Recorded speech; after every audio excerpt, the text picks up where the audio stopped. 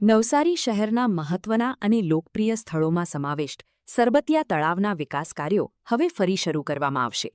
તળાવને લગતા મામલે લાગેલો કોર્ટ સ્ટે દૂર થતાં નવસારી મહાનગરપાલિકાએ અટકેલા પ્રોજેક્ટને આગળ વધારવા માટે આજરોજ તજવીજ શરૂ કરાઈ છે. આ સંદર્ભે નવસારી મહાનગરપાલિકાના મેયર અને કમિશનરે સરબતિયા તળાવની સ્થળ મુલાકાત લીધી અને બાકી રહેલા કામોની સમીક્ષા કરી હતી.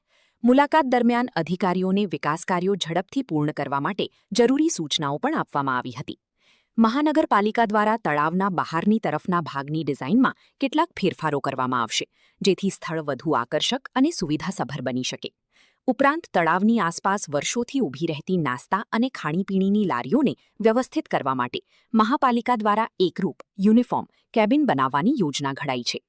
આ કેબિનો લારીધારકોને ભાડે આપવામાં આવશે, જેના કારણે એક તરફ રોજગારી સાથે વ્યવસ્થિત વેપારને પ્રોત્સાહન મળશે, તો બીજી તરફ મહાનગરપાલિકાને પણ આવકનો નવો સ્ત્રોત મળશે. અધિકારીઓએ જણાવ્યું હતું કે સરબતિયા તળાવની સુંદરતા જળવાઈ રહે, સ્વચ્છતા અને સુવિધાઓમાં વધારો થાય, તેમજ તળાવ આસપાસ ટ્રાફિકની સમસ્યા ઊભી ન થાય તે બાબતોને ધ્યાનમાં રાખીને સમગ્ર આયોજન કરવામાં આવી રહ્યું છે. વિકાસ કાર્યો પૂર્ણ થયા બાદ સરબતિયા તળાવ શહેરના નાગરિકો અને પ્રવાસીઓ માટે વધુ આકર્ષણનું કેન્દ્ર બનશે તેવી અપેક્ષા વ્યક્ત કરવામાં આવી રહી છે.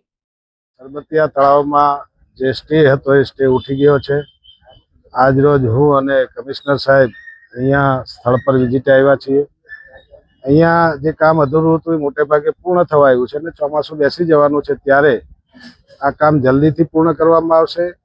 તળાવને ફરતે જે બ્યુટિફિકેશનની જે વાત છે એમાં થોડા સ્ટ્રક્ચરો આવે છે અને લોકોનું સૂચન હતું કે આવા કેબિન બનાવશો તો બ્યુટી દબાઈ જશે. એટલે હું અને કમિશનર સાહેબ આજે બેસીને કોન્ટ્રાક્ટરને બોલાવીને બહાર જે ફરતી લારીઓ ઊભી રહી છે એને સેફ અંદરની સાઈડ લઈ લેવાય, એક સરખી કોર્પોરેશન દ્વારા ડિઝાઇન બનાવીને કેબિનો અપાય અને નગરપાલિકા એની જે કંઈ કિંમત નક્કી થાય, ભાડાની કિંમત નક્કી થાય, એ કિંમત નક્કી કરીને બહાર જે લોકો ઊભા રહે છે ને અંદરની તરફ લઈ લેવાના રસ્તાને ખુલ્લો કરવામાં આવશે અને આ કામ બને એટલું ઝડપથી પૂર્ણ કરવામાં આવશે.